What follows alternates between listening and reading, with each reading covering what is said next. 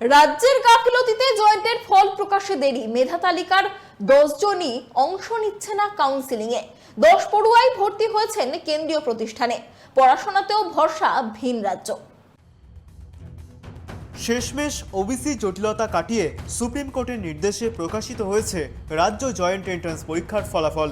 পরীক্ষা হয়েছিল 27 এপ্রিল, কিন্তু তার 117 দিন পরে অর্থাৎ প্রায় 4 মাস পর প্রকাশিত হয় মেধা তালিকা। রাজ্যের শিক্ষা ব্যবস্থার এই বিলম্বে সবচেয়ে বেশি ক্ষতিগ্রস্ত পড়ুয়ারা। রাজ্য ফল প্রকাশের অপেক্ষায় না থেকে অধিকাংশ পড়ুয়ারা ভিন রাজ্যে চলে গিয়েছে উচ্চ শিক্ষার জন্য। ফল প্রকাশের অনেক আগেই জেইই, নিট এমনকি বিভিন্ন প্রাইভেট এবং কেন্দ্রীয় বিশ্ববিদ্যালয়ের ভর্তি প্রক্রিয়া শেষ হয়েছে। ফলে রাজ্য জয়েন্টের ফল প্রকাশ করে কোনো বাস্তব লাভ হচ্ছে না বলে মনে করছেন পড়ুয়ারা। আরও উদ্বেগের বিষয়, মেধা তালিকার শীর্ষ 10 পড়ুয়া কেউই রাজ্যের কাউন্সিলিং প্রক্রিয়ায় অংশ নিচ্ছেন না। তারা ইতিমধ্যেই আইআইটি, এনআইটি বা অন্য জাতীয় স্তরের প্রতিষ্ঠানে ভর্তি হয়ে গিয়েছেন। অনেকেই বেশি পয়সা খরচ করে বেসরকারি প্রতিষ্ঠানেও ভর্তি হতে বাধ্য হয়েছেন। বিশেষ করে যাদবপুর বিশ্ববিদ্যালয়, শিবপুর আইআইইএসটির মতো প্রথম সারির রাজ্য সরকারি প্রতিষ্ঠানে ভর্তি প্রক্রিয়াও এই ফলজটের কারণে থমকে ছিল। এতদিন ধরে ভর্তি আটকে থাকায় বহু আসন শূন্য পড়ে রয়েছে। শিক্ষা মহলের দাবি, এখন ফল প্রকাশ হলেও একাধিক রাউন্ড কাউন্সিলিং করতে গেলে সময় লাগবে, তার মধ্যে পুজোর ছুটি এসে পড়বে। এর ফলে পাঠ শুরু নিয়েও অনিশ্চয়তা তৈরি হয়েছে। আর এজন্য রাজ্য সরকারকেই দায়ী করছেন সকলে। রাজ্য সরকার রাজ্যের মেধাকে শেষ করে দিতে চাইছে। তারা চায় না সেরা মেধারা রাজ্যেই থাকুক। মেধাবীদের থেকে এখন বখাটেদেরই গুরুত্ব বেশি এ রাজ্যে। হাজার হাজার পড়ুয়াদের ভবিষ্যৎ নিয়ে ছিনিমিনি খেলছে রাজ্য। সেই আগুনের তাপ থেকে রেহাই পাচ্ছেন না রাজ্যের শাসক দলের নেতা মন্ত্রীদের সন্তানেরাও। রাজ্যকে কাঠগড়ায় তুলে বিস্ফোরক দাবি করলেন আইনজীবী ফিরদৌস শামীম। এটিকেই বলে ব্রেন ড্রেন, অর্থাৎ রাজ্য থেকে মেধা অন্য রাজ্যে চলে গেল। এটা কেন হলো? তার কারণ রাজ্য সরকার তারা অদক্ষ এবং অকর্মণ্য। তারা জানেন না কিভাবে আইনের ইমপ্লিমেন্টেশন করতে হয়।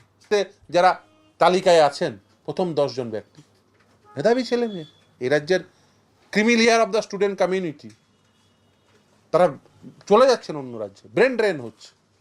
আমার রাজ্যে আর কোনো মেধাবী থাকছে না। অবশ্যই এরা চায়ও না মেধা। এরা চায় মেধাবীরা যেন এই রাজ্যে না থাকে। মেধার ভিত্তিতে এরা নিয়োগ চায় না, মেধার ভিত্তিতে এরা অ্যাডমিশন চায় না। এরা চায় কি? বোম্বাদা মানুষ, এরা চায় লাঠি ধরা মানুষ, এরা চায় পিস্তল ধরা মানুষ, মানে পিস্তল ধরা ছেলে মেয়েরা।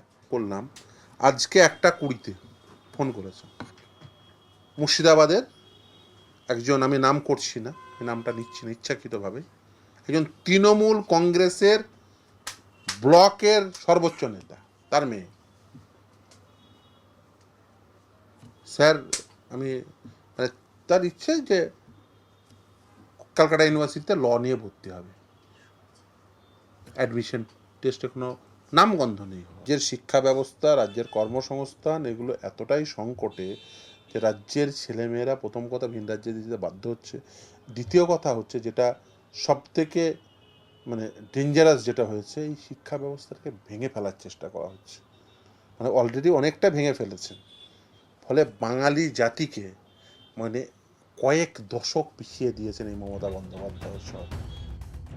স্বাভাবিকভাবেই এবারের বেনজির বিলম্বে চরম উৎকণ্ঠায় ছিলেন রাজ্যের লক্ষাধিক পড়ুয়া এবং অভিভাবকরাও। শুধু জয়েন্ট নয়, রাজ্যের কলেজগুলোতেও ভর্তির প্রক্রিয়াও ওবিসি সংশয়পত্র জটে থমকে রয়েছে। তবে ভিন রাজ্যে বাংলার পড়ুয়াদের পড়তে যাওয়ার ঘটনা একেবারেই প্রথম নয় বলে জানালেন রাজ্যের মন্ত্রী স্নেহাশিস চক্রবর্তী। তিনি বলেন, জ্ঞানার্জনের জন্য সারা পৃথিবী রয়েছে। বাংলা থেকে যেমন পড়ুয়ারা পড়তে যাচ্ছে, তেমনই ভিন রাজ্য থেকে বাংলাতেও পড়তে আসছেন বহু পড়ুয়ারা। না, এটা চিরকালই ছিল, আজকে ছিল নাকি? চিরকালই ছিল। বাংলায় থেকে যেমন পড়তে যায়, আবার পার্শ্ববর্তী রাজ্য থেকে বাংলাও পড়তে আসে, প্রচুর স্টুডেন্ট আছে। সেটা তো তার স্বাধীনতা, সে অনেকে বিদেশে যায় পড়তে। জ্ঞান অর্জন করলে সারা পৃথিবীতে যে কেউ যে কোনো জায়গায় চলে যেতে পারে। এটা কি হয়? এটা কি করা যায় যে আমি স্টুডেন্টকে আমি আটকে রাখলাম যে আমার এখানেই পড়তে হবে? সে তো হয় না। সারা পৃথিবী জ্ঞান অর্জনের জন্য ছুটে বেরিয়েছে কত মানুষ। তাই এখনও যারা যাচ্ছে যেতেই পারে, আবার আমাদের এখানেও পড়াশোনার জন্য আসছে। না না, সেটা মুখ্যমন্ত্রী বলবে, সেটা আমার বিষয়টা তার নয়। তবে আমি যেটা বুঝি, বাংলায়ও অনেক ভালো ভালো ইনস্টিটিউশন আছে যেখানে অন্য রাজ্য থেকেও পড়তে আসছে।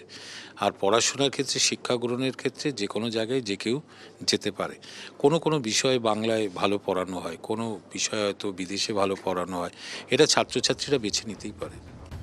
একদিকে দীর্ঘ আইনি জটিলতায় বিলম্বিত ফল প্রকাশ, অন্যদিকে ভিন রাজ্যে বাংলার পড়ুয়াদের হিড়িক, এই দুই মিলিয়ে রাজ্যের উচ্চশিক্ষা ব্যবস্থার প্রতি আস্থা হারাচ্ছেন অনেকেই। মেধা তালিকার প্রথম সারির পড়ুয়ারা যখন রাজ্যের বাইরে পাড়ি দিচ্ছেন, তখন স্বাভাবিকভাবেই প্রশ্ন উঠছে, এ রাজ্যের মেধা পলায়নের দায় কার? Bureau report, tribe TV Bangla.